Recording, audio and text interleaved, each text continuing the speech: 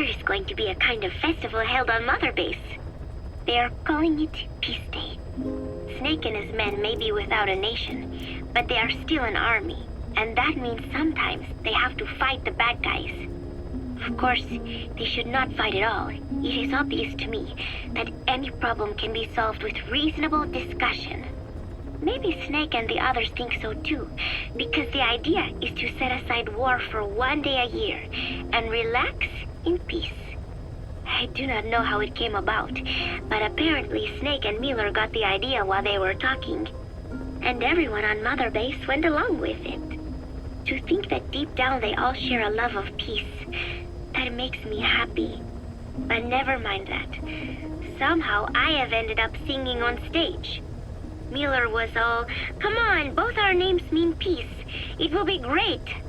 Why does that mean we have to be in a band? Then he roped Professor Galvez in too, saying, "Hey, Galvez comes from peace too.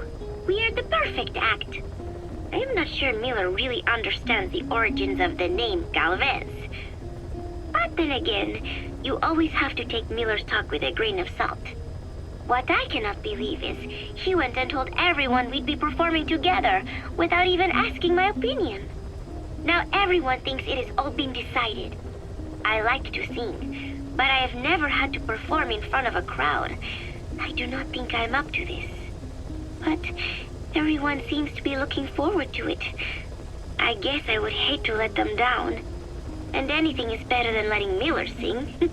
Oh, that was mean. Miller said he was going to write a song for us. I wonder what it will be like. It is funny. The more nervous I get, the more I find myself looking forward to it.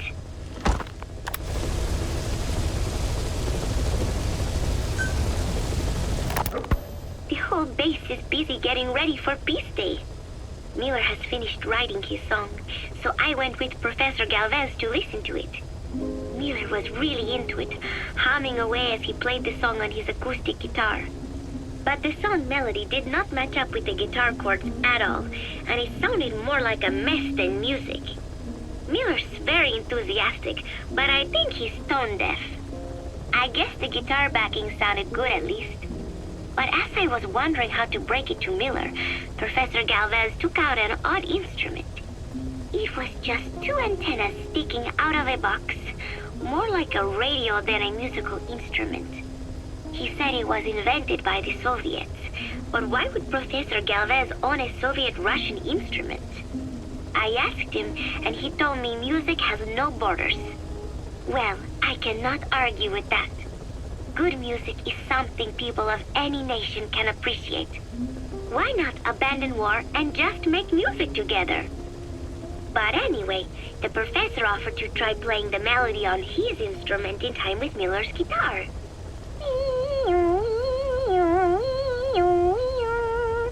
It was like something from another world. But somehow, it fit Miller's guitar backing really well. It even gave the song a charming, down-home kind of feeling. Miller was overjoyed. "That is it. That is my melody right there," he said. It sounded totally different from when he sang it. But hearing the professor's version, I thought I could probably sing it. Then Miller hit me with the next bombshell. "Paz, you write the lyrics." I did not know whether to scream or to run out of the room. There was only 1 week left until Peace Day.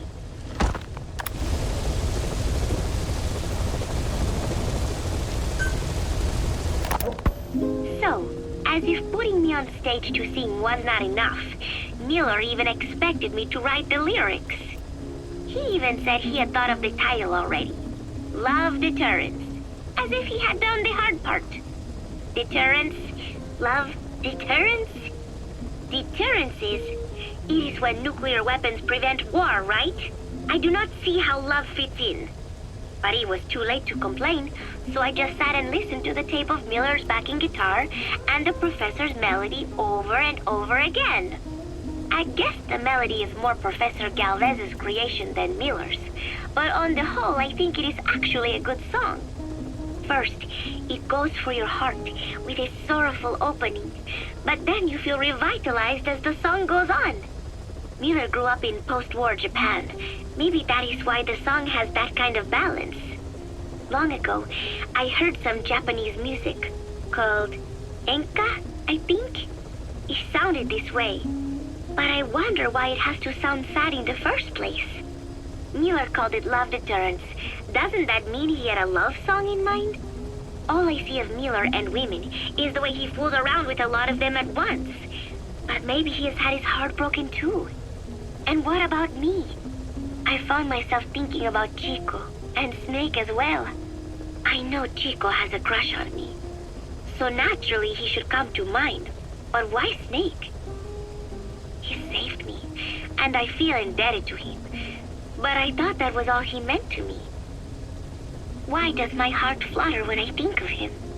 It is embarrassing to be unable to control this emotion. There has to be a way to suppress it, to forget it. But maybe that is what love deterrence is? With that thought in mind, I went to my desk and began to write and write. Just 3 days left until Peace Day.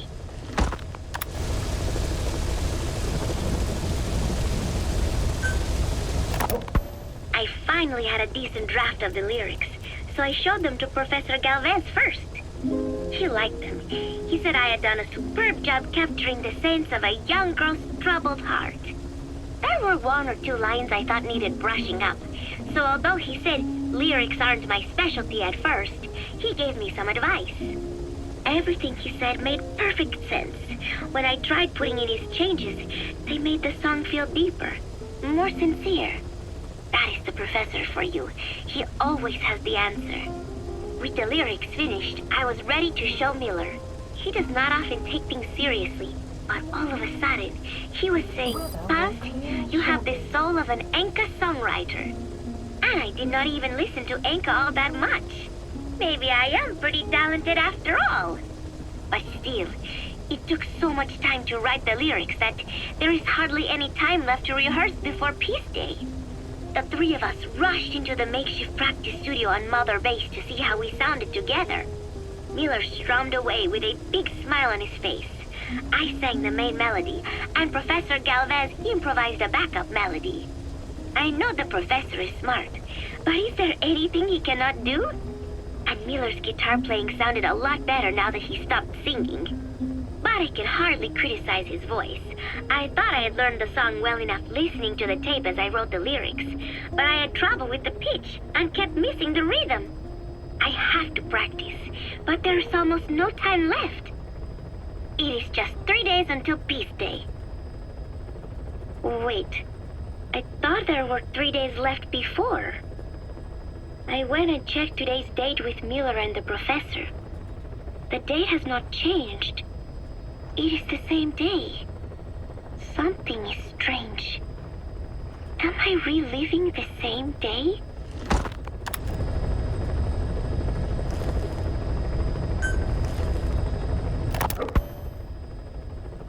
Peace Day never came. Every morning I wake up expecting it to come, but it is always 3 days away. That cannot be it. I have not woken up at all. It is just a dream. It is all a dream. I am in it, and you are in it too. I am the dreamer, but you are having my dream. Do you get it now? You do, don't you? Peace Day never came. With 3 days left, I followed my orders from Cypher and launched the operation. I hijacked Zeke. I fought Snake. I lost and was thrown into the ocean. I survived, but I was captured by Cypher. How happy I would have been if they had let me die then and there. But wishes do not come true. We just cling on to our dreams, our phantoms, mine and yours. But I think this one is coming to an end. After all, you have figured it out now. You can kill Skullface, murder Huey, slaughter Zero, burn the whole world down. and it still won't bring me back. Me, or any of the dead. And that was our business. War. We bought our daily bread with money paid to us for killing. Maybe us getting killed was just balancing the scales. You know, Mother Base was never the heaven we wanted it to be. But I was still happy to have lived with everyone there. It was such a short time. Such a hypocritical peace. But while I was on Mother Base, I was happy. So, I hope I am not the only one who looks back on those days with happiness. There is more to remember than hatred and rage. But of course, this is you thinking that I should think that. It is no mystery now. I am just a phantom. A fragment of the mind you have lost. The real me died a long time ago. But even so, more so, I can tell what you are really feeling. The real emotion that is locked away at the bottom of your heart.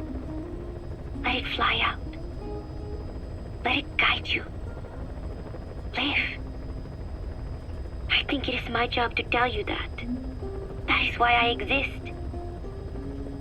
So this tape is the last one. Once you are done listening to it, I am one phantom limb that will be gone for good. My flesh, my bones, joining the silt on the ocean floor. But do not forget, as long as you remember me, I will always live within you. Not a phantom limb or a phantom anything, as part of your heart. I will always be your angel of peace. So I know exactly how to finish. Say peace.